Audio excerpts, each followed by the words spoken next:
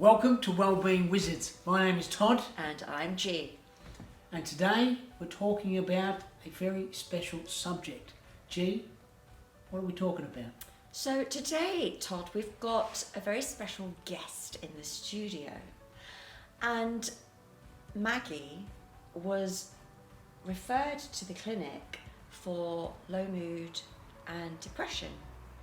However, once I started to get to know her, she's been a beacon of light. And as you know, our podcast is all about sharing stories of hope, transformation, and healing. So I really wanted to invite her along to share her story and inspire those who are really suffering through addiction and perhaps at crossroads, in between fear and taking that step, because they've got this inner knowing, they've got this feeling of, yes, but the grass is greener on the other side. And Maggie's done it. So I've invited her here to share her story. Fantastic, Maggie. Thank you for joining us today. Very appreciative. Now, we've got Maggie facing to away from the camera for anonymity purposes. So you'll know her as Maggie. She comes in many forms. I like to call her faith, hope and courage. I like to call her goddess. Okay, goddess. So we've got many labels there. We know that everyone has labels. So Maggie, let's talk a little bit about your story and how you came to path and where you are now and what message you want to get out to people that are listening to this podcast and also on the YouTube series as well. Thank you, Todd. Thank you for inviting me along, G. Thank you so much. My name's Maggie. You just said that, but for me today is about carrying a message of hope. For identification purposes, I'll try and go through a little bit of where I was, my upbringing, where my addiction took me to, and how I was recovered. How I found the rooms of Cocaine Anonymous. So for identification, I'm Scottish, in case anyone never noticed. I never picked that up. Did you pick that No, up? Yeah, I love did that that just whiz accent. past you? So I am Scottish. I've been in England quite a long time. But I grew up in a bit of a dysfunctional family. I thought that my nan was my mum was my auntie, and my auntie was my sister. So from, I think, as early as I can remember, I didn't feel really part of, although I wanted to be. I didn't feel there was something always just not right.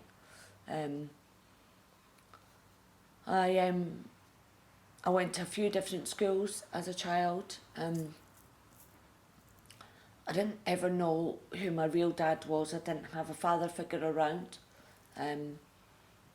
So fast forwarding, because I don't want to talk about my past too much. I went to live with my mum when I was 9. I found out that she was my mum then, and I went to live with her. And my stepdad was Chinese. My mum had lots of friends, my uncles, growing up. I learned the Quran when I was 9. I spoke Urdu. I learned Chinese. I went to Chinese school. So I was very different. I was messed up a little bit. But it was fun. I know now when I look back that was me trying to be part of and fit in with different people, even from a young age. I went to a few more different schools.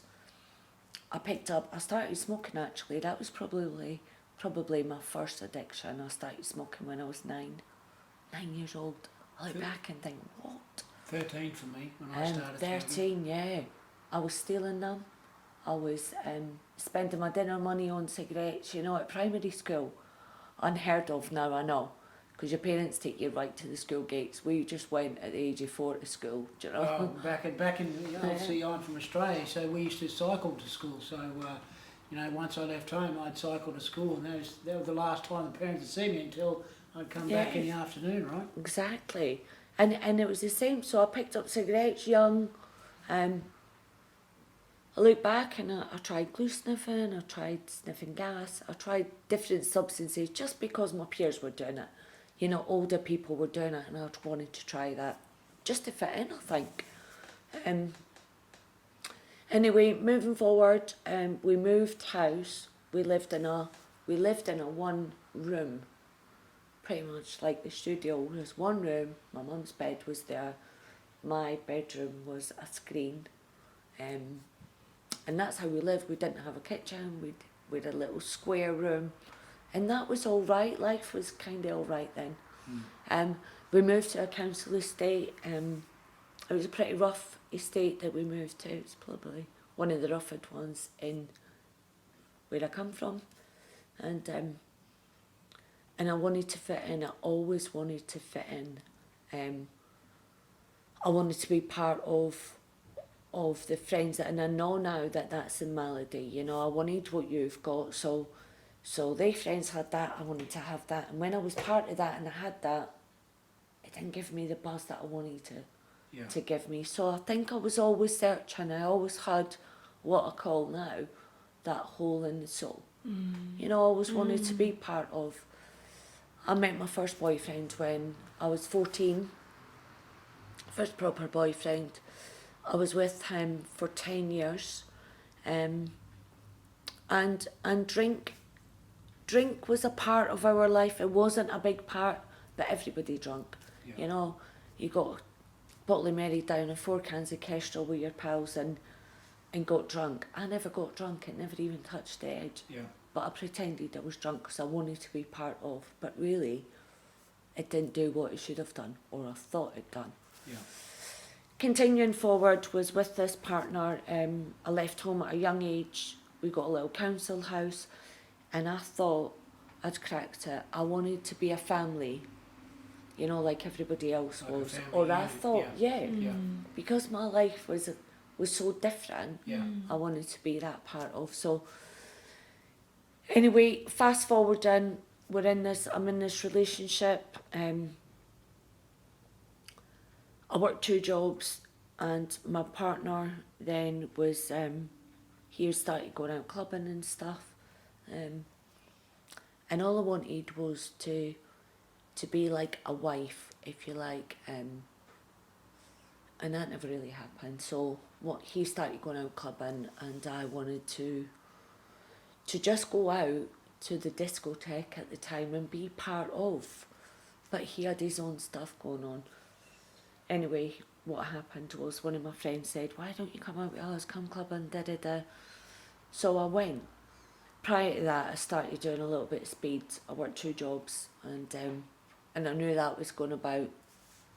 Picked up a bit of speed, and then that became nearly a daily habit without even knowing. Yeah. I didn't even realise what I was doing.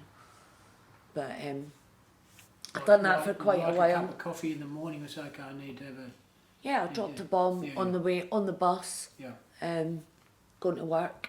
And I done that for quite a while actually, until eventually I took my friend's invite up, and I went to my first like rave club, and someone gave us a quarter of an ecstasy tablet each, and I just took it.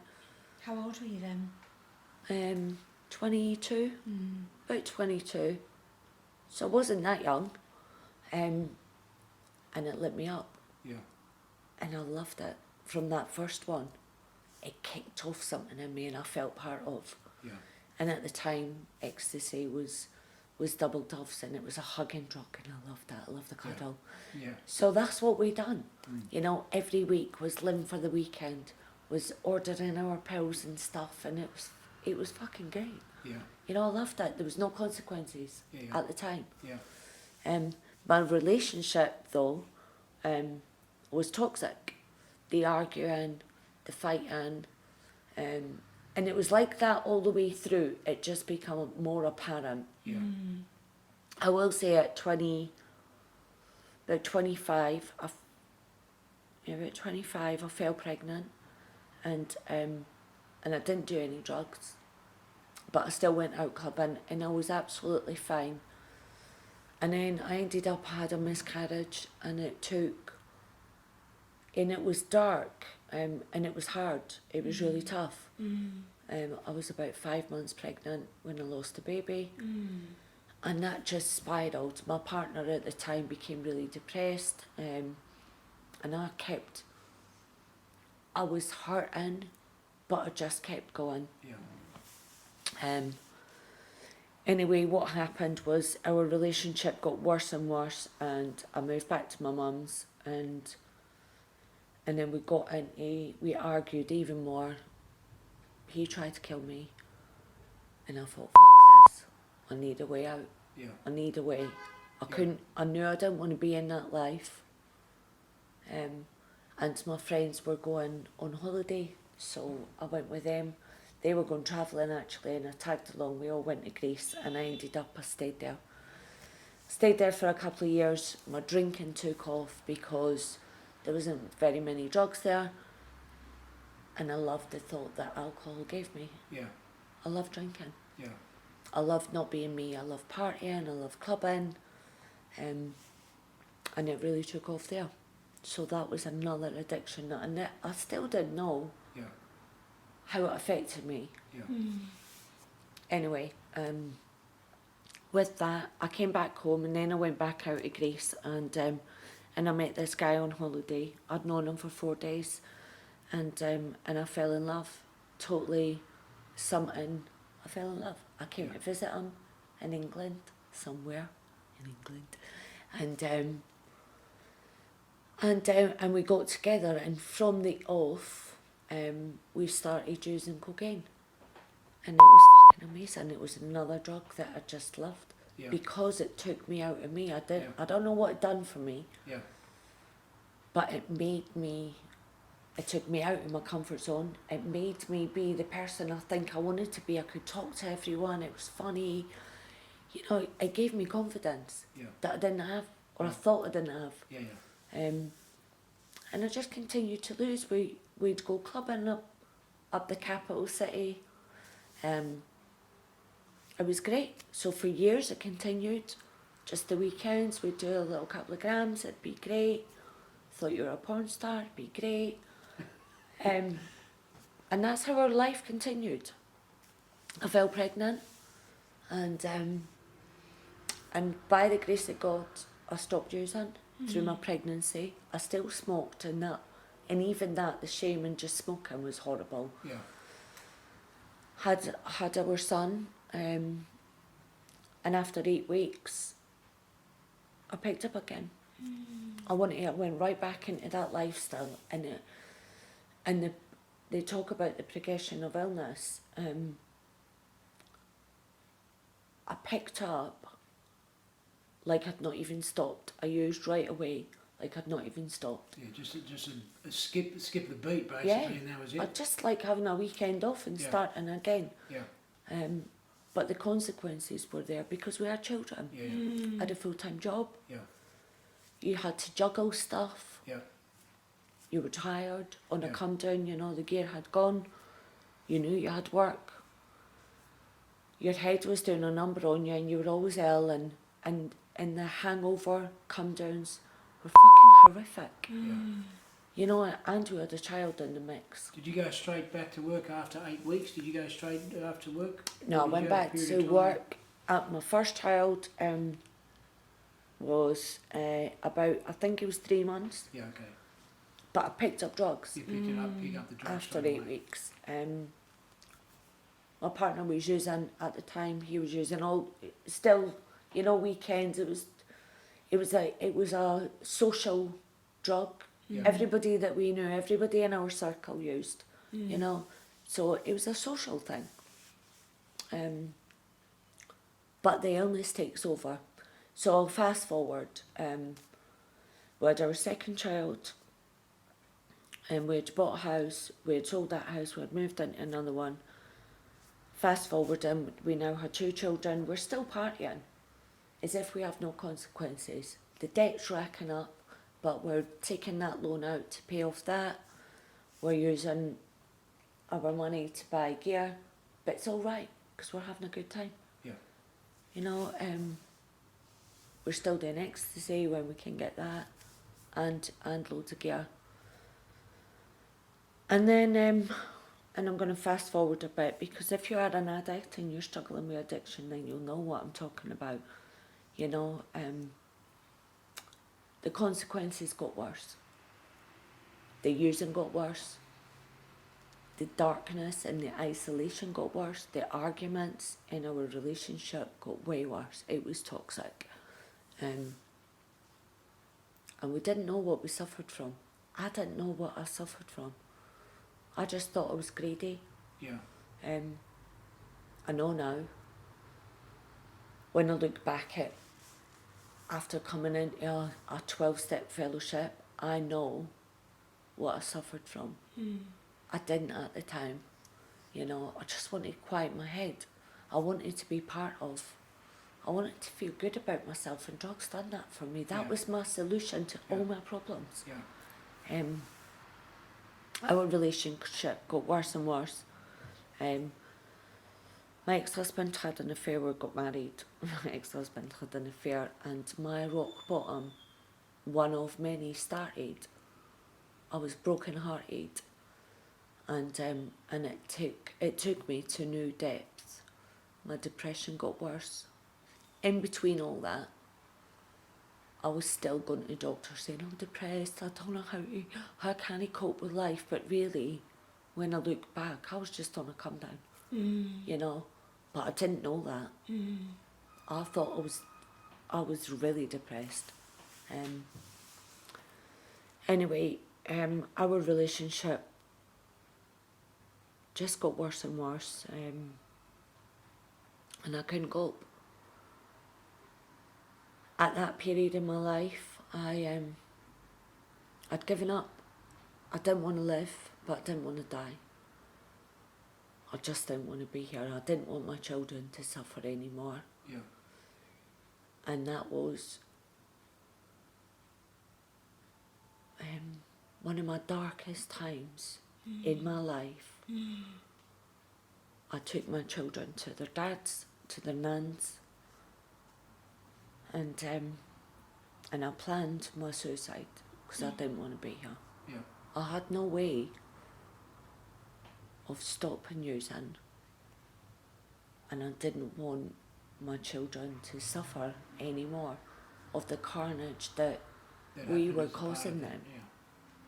Yeah. Right at that time, I now know it was let's say a spiritual intervention, a God moment.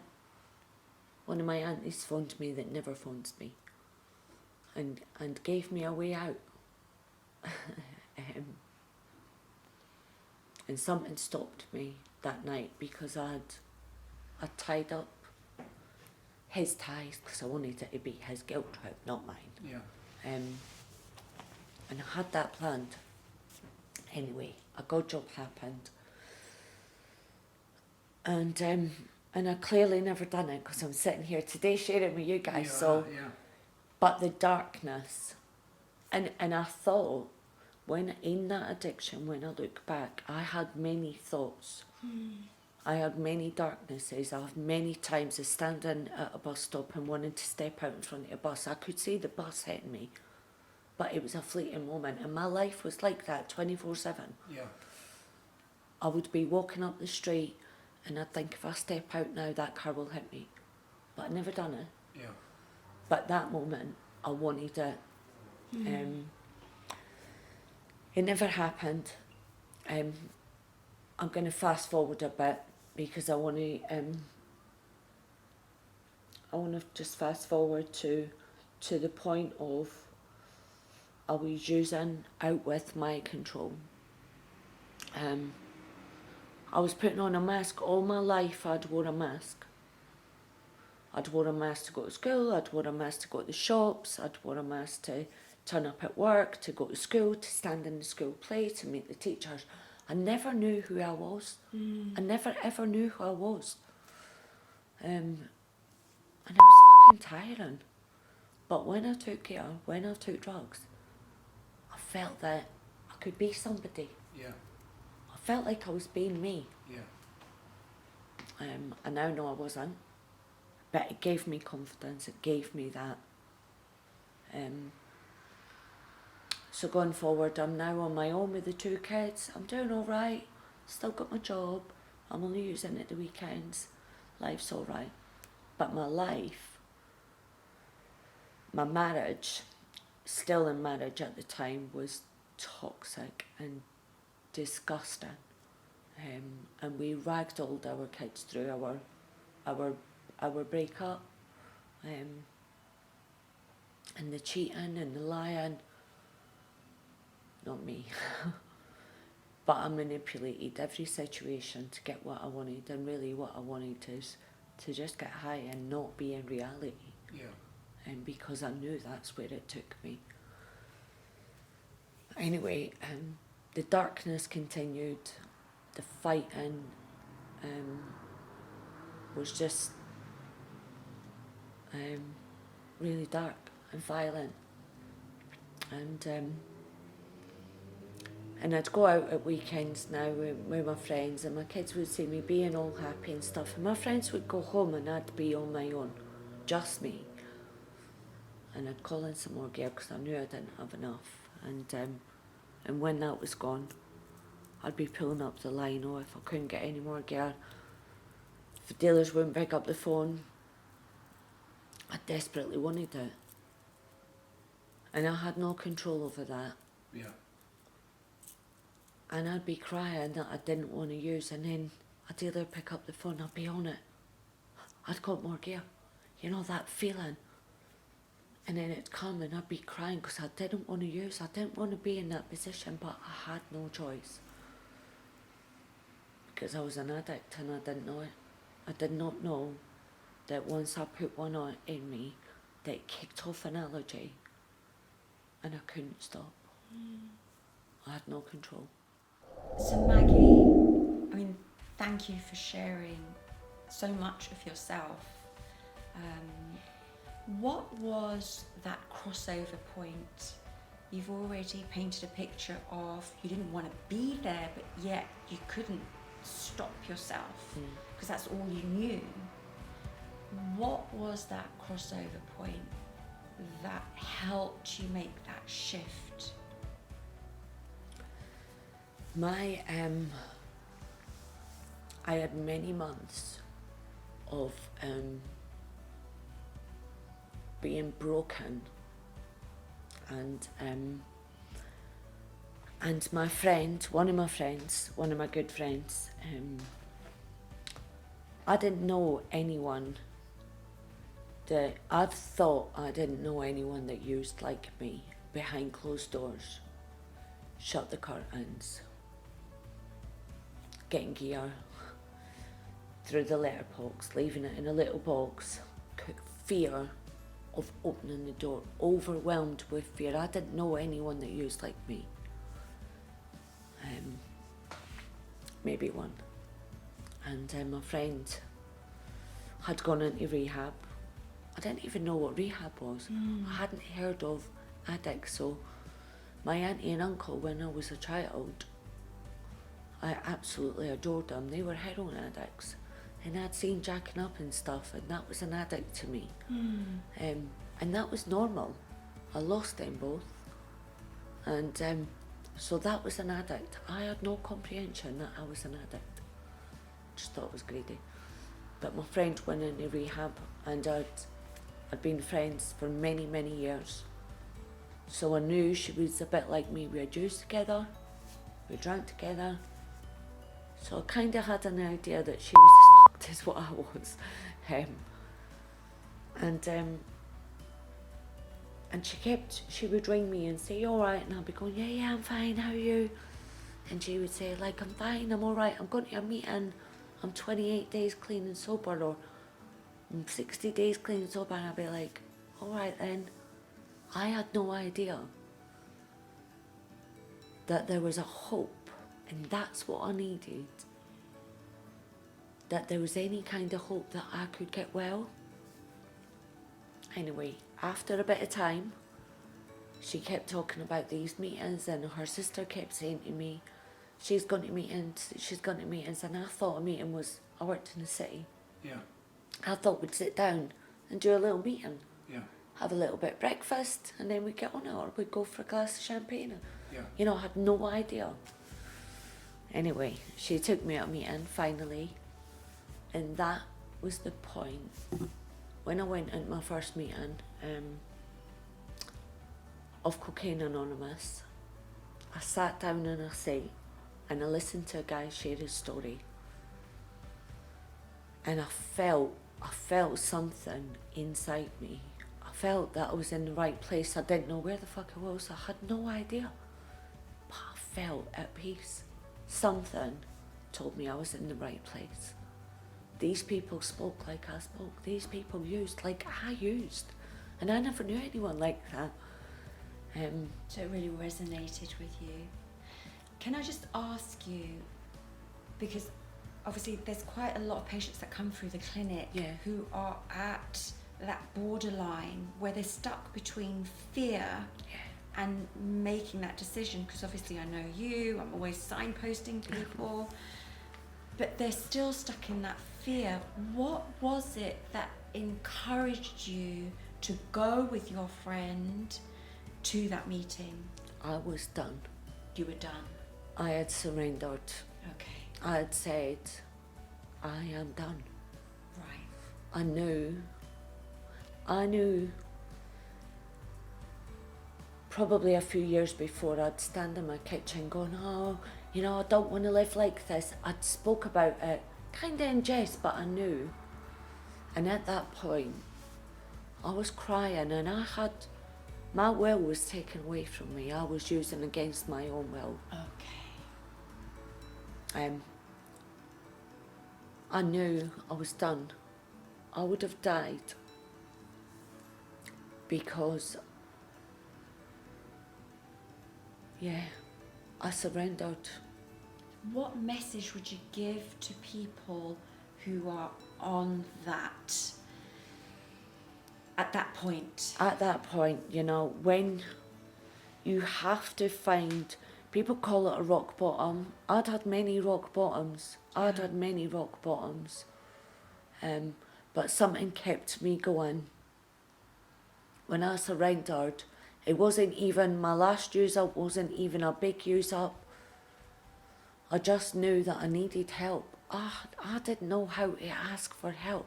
I felt ashamed. I couldn't come to you. I'd gone to my doctor for years thinking I was depressed, but I couldn't tell you. But when my friend reached out and said, please, you need a bit of help, you need a bit of guidance, I finally said, I accept. So there was trust there as well. Yeah. Right. I needed to know that people got well, that there was a place for me to go. One, probably that I wouldn't be judged. Yeah. But you don't know until you're in the rooms. You don't know, do you? No. Yeah. You don't know, Yeah. but, you know, I walked into that first meeting and I knew I was in the right place. And I kept going back, and I heard the message, keep coming back, just come back. You'll be all right, you're in the right place. I heard messages of hope from that very first meeting, and that's what I done. Yeah. So you took the courage. I done that. And then it was the hope, just feeling hugged within a safe space. Yeah. To become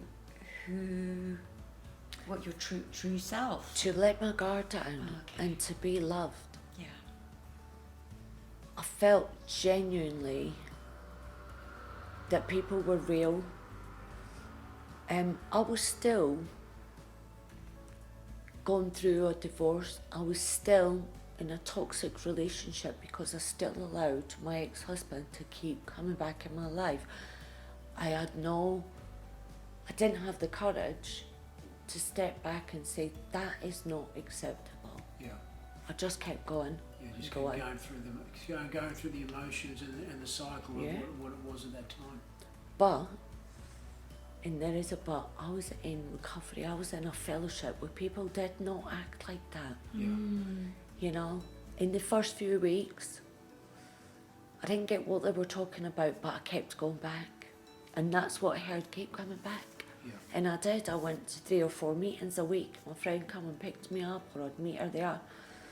And I started to gain trust in people. I'd take people's numbers, they would take mine, they would start texting me, how are you? Yeah. Getting how am I? Yeah. All right, thanks. Yeah. So I built up that network of friends, and I started to hear a message. And I started to work the 12-step program. Within it's the Alcoholics Anonymous program. Yeah. We go by a big book. Yeah. And I started to work those 12 steps. And the first step is admitting you're powerless and your life had become unmanageable. Yeah. And I knew I was powerless because I would go to christenings, birthdays, Christmases, and I didn't want to use. So the night before Christmas, I'm wrapping up my kids' stuff, we're building stuff. We're like, we'll get a little one. So we get a little bit here, and before you know it, it's the morning, we're still sniffing, trying to put the kids' presents together. Yeah. It's fucking powerless, you know. Yeah. I don't want to use before Yeah. my kids on Christmas Day. Yeah. But I had no choice. Yeah. So that's step one, admitting I was powerless and my life was completely unmanageable. And that's not just, you know, paying the bills and stuff. That's, I couldn't cope. Yeah. I couldn't cope with life, with the day-to-day stuff. Yeah. And step two. So step two is I came to believe a higher power in my life, and I knew God was with me all the time, and I call it God because now I have an understanding of that. But when I came into recovery, when I came into a 12-step program, I had no idea. I had no idea what they were talking about. Yeah. I had no idea, but I learned about that stuff. The third step in the program is, and I had to trust in that, Yeah. or a higher power of your understanding. Yeah. And everyone has that deep within, and I know that now, but I still was just learning. And then step four, everyone feeds you. And step four is writing a fearless and moral inventory of yourself. And that was, it's a powerful step. Yeah. It's sitting down Yeah. and writing down all that carnage, all that stuff.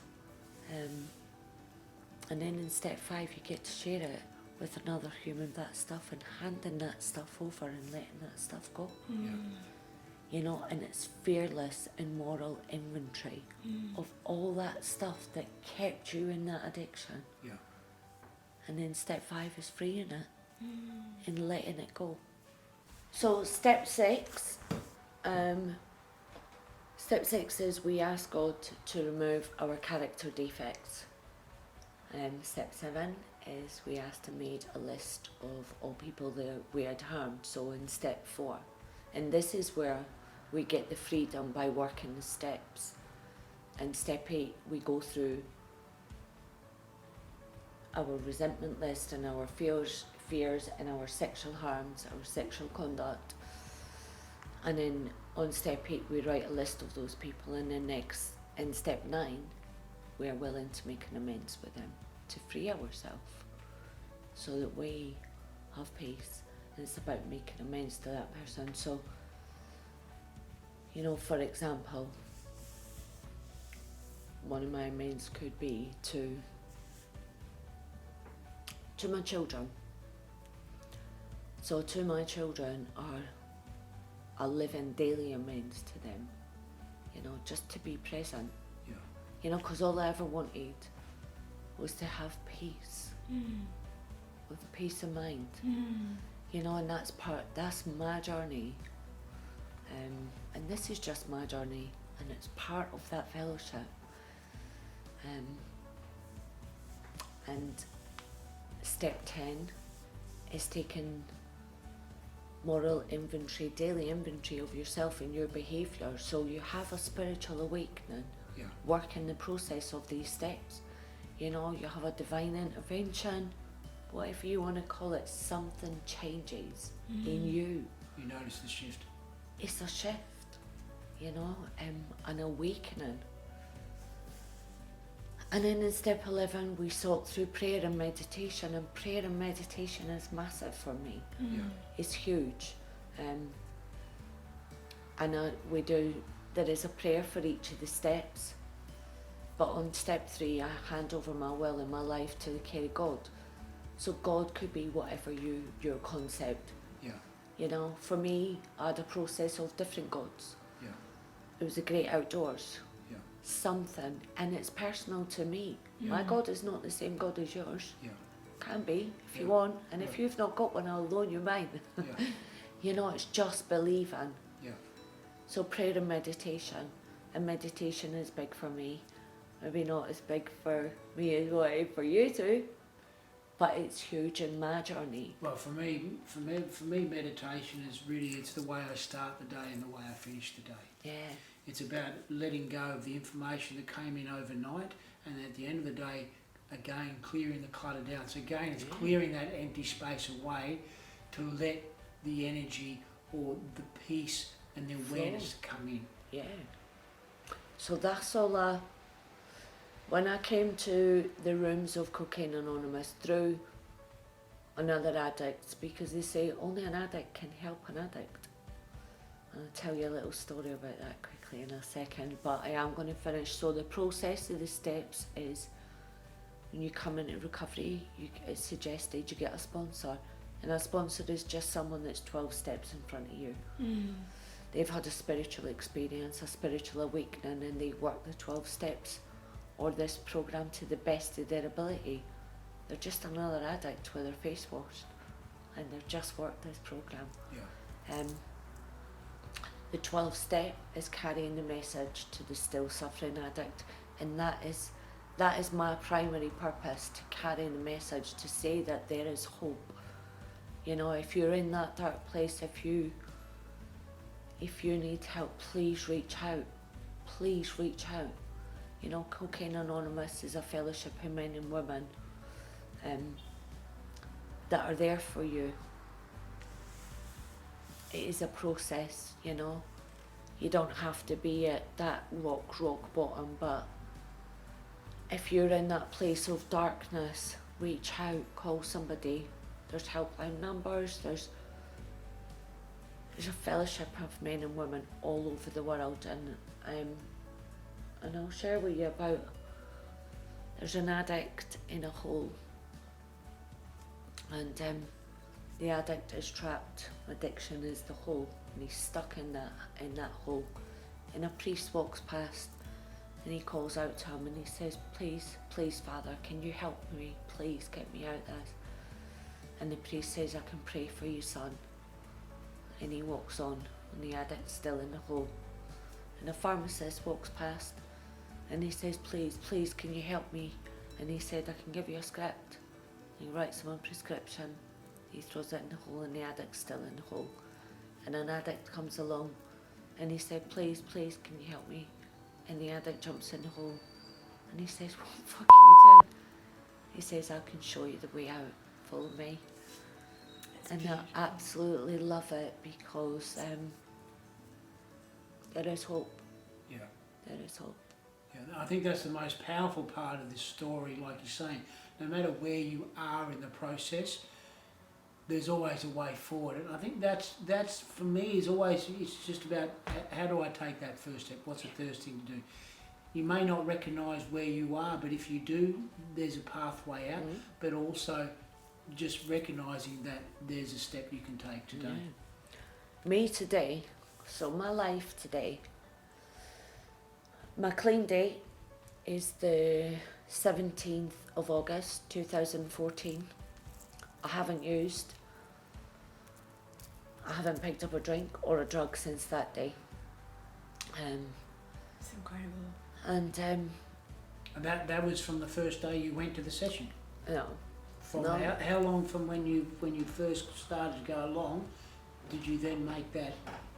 Everybody is different. Yeah, I know many hundreds of people that have not used since that from first meeting. yeah, I know Yeah. people that have been clean and sober for 10, 12 years and gone out the door. yeah, The illness is cunning and baffling. It comes in. My addict is waiting at the end of my bed every day, yeah, doing press-ups, waiting on Yeah. me. It's yeah, ready. yeah, It centres in the mind. yeah, You know, it's an illness of the mind, and it is an illness that we suffer from. I know people that have gone 30 days, that have gone 2 days. I know people that can't get a day clean. You know, it's all different. yeah, I know people that are 25 years sober. All different, Yeah, yeah. all different days. yeah, You know, but I knew. I kept going back to meetings. I kept going back. And then my last use up was at a festival. I was 64 clean days, clean and sober, and I knew that I was all right. I did not want to use. There was not an inclination that I was going to pick up. And then something happened. It was presented in front of me, and I wasn't working a program. I didn't have a sponsor. I wasn't taking on the suggestions. I wasn't going to 90 meetings in 90 days as it suggested. yeah, I was doing my own little thing, just rocking up. yeah, It worked for me yeah, until then. yeah, yeah. And I picked up and it was fucking horrendous. And then so my clean date was that the 17th of August. I haven't used since then. I took on the suggestions.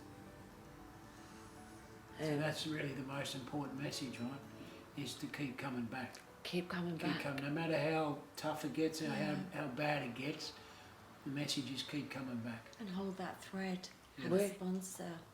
We're here and we're free, you know. All I wanted was peace of mind. I wanted to put my head on the pillow and it not be fucking racing. I didn't want it to be like a washing machine head. I wanted to shut my eyes and it not be crazy. Yeah, yeah, yeah, And when, you know, looking back on my addiction, when my head was like that, my solution was to pick up a drink and a drug.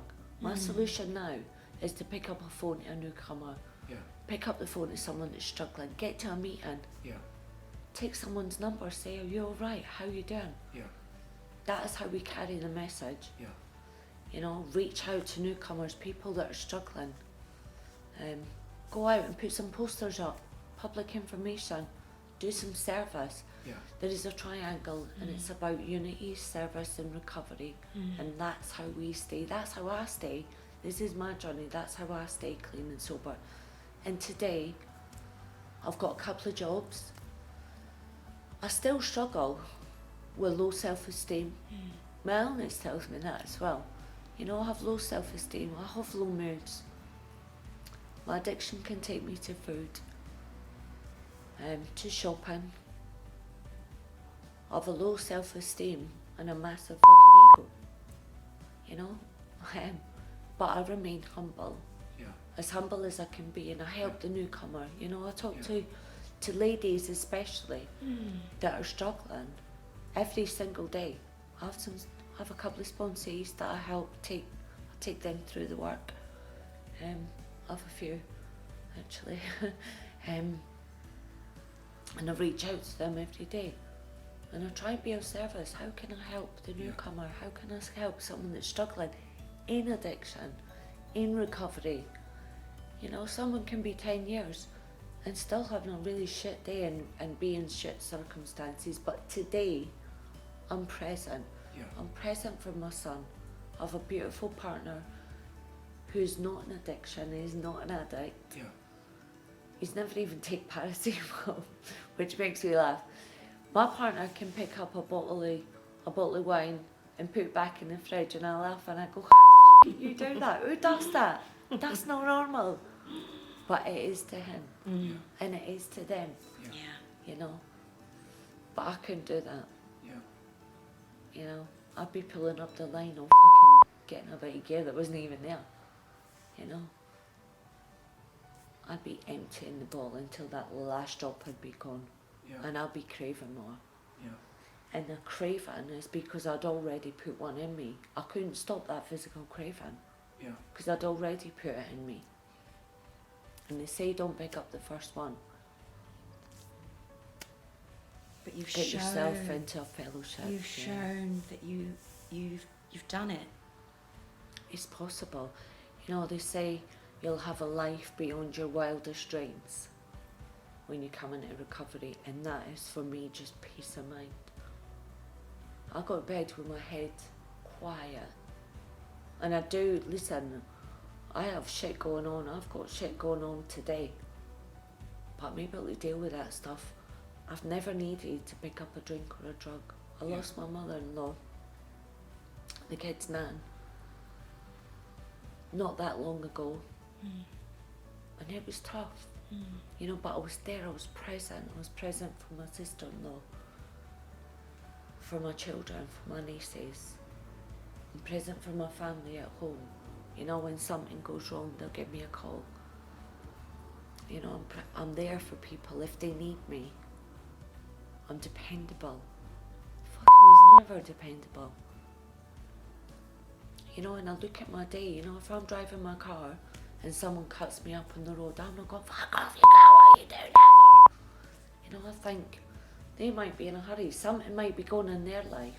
You know, that's change for me. I think that's the message there. When I'm talking to patients and clients, and there's always something going on in someone's life. Yeah. You never really, you see when a person comes down and sits down in front of you and they start telling you their story, and they go, well, I don't know what happened 10 minutes ago or 5 minutes ago. It's like you say, when someone cuts you off the car 20 minutes ago, that person could have someone pass away on them, or something, you know, something terrible could have happened, right? And it's about really being present in that moment and being, you know, I'm okay right now.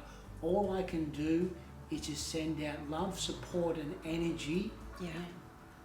And that's the most powerful thing you can do, right? Oh, And as you said before, is being present for those. Yeah. If I act like that though, Todd, the program of recovery, if I act like that, then it's not only me that I need to look at, and that's why we do some inventory. Yeah. I look at myself, I look at my behaviours, and I apologise. I promptly admit it when I'm wrong. Yeah. But because I've gone through this program, I can look at those behaviours. Yeah. Listen, I'm not no spiritual guru or anything, you know. I do mess up and I do feel like shit sometimes, but I get to look at that stuff. Yeah. I don't need to sit in it anymore. Yeah. I was sexually abused as I was young and I used on that. Yeah. Poor me. Yeah. You know, this is what my life was like. You don't know what my life was like. I carried that with me for a long time. Yeah. But when I went through this process, I was able to free myself of that. Yeah. And make amends to myself. Yes. To myself for that's that the most childhood important thing, trauma. right? Yeah. Yeah. I get to forgive myself for sitting in pain. Yeah. That's a wonderful way to see that. Yeah. Because we all experience trauma. It's whether you want to focus on that pain and suffering, or what I call dot. You know, the black dot, we all focus on this black dot, and it gets bigger and bigger the more we want to focus on it, but we don't focus on the space around it, the gifts that we really have, and our true potential. Yeah. But the gift that you spoke about is I can share that experience with another addict, with a woman that's struggled with that stuff, that's carried that with her, losing a baby, partners cheating on you, or you cheating on partners, whatever it may be, all that guilt and shame, the neglect to my children, buying drugs before I buy them dinner, all that shame. Yeah. Doesn't have to be like that today. I forgive myself for that because I suffered from an illness that I didn't even know I had. Yeah. Today it's not like that. I like the story of there's always two wolves fighting inside. Yeah. You know, who are you going to focus on today? Are you going to focus on the one that brings you joy, or you're going to focus on the one that's pain and suffering. Yeah. There's always a choice when you wake up in the morning. What are you going to focus on? And how do you get to that point where you can have that choice, right? Yeah. Because like you were saying before, when you're in that place, you don't feel like you've got a choice. And when you've asked for help and you're going through the process, you keep coming back and recognizing, it's a process of the journey, right? It's 2 steps up, 1 step back, 2 steps up, and you start taking the forward steps. Yeah. It's having that faith. Yeah. It's trusting in that faith. Yeah. That's what got me through. Yeah. Getting on my knees and saying, please, Yeah. help me. I'm struggling with this. Trusting in my higher power that I am here today. I went through, my auntie passed away a few years ago. My auntie that I spoke about in the early days I thought was my sister. She was 52 and we had her for a week, and I was able to hold her hand in Marie Curie for 8 days and not leave her bedside Yeah. and nurse her through that. If I was drinking using, I'd be in the toilets. It'd all be about me, my poor auntie. Yeah. She's ill. What Yeah. about me? Yeah. Wasn't like that. Yeah. I'm able to be present and give myself. Yeah. It's not about me anymore. Because we're selfish. Addicts are selfish, self-seeking. We're me. And we get to change our life round. Yeah. That's And it. it's about the giving, Yeah. not about the taking anymore. The manipulation and the darkness and, sitting in that pain. So, as a final, Maggie, what message would you like to give to those people who have really heard your story and can resonate with it? What would you like to say? Please, reach out. You are not alone. You're not alone. Where would they go? There's a helpline, Cocaine Anonymous. You can Google it. And we'll put that in the Yes, in the please. link section below this video and on the podcast as well. Please do. Yeah.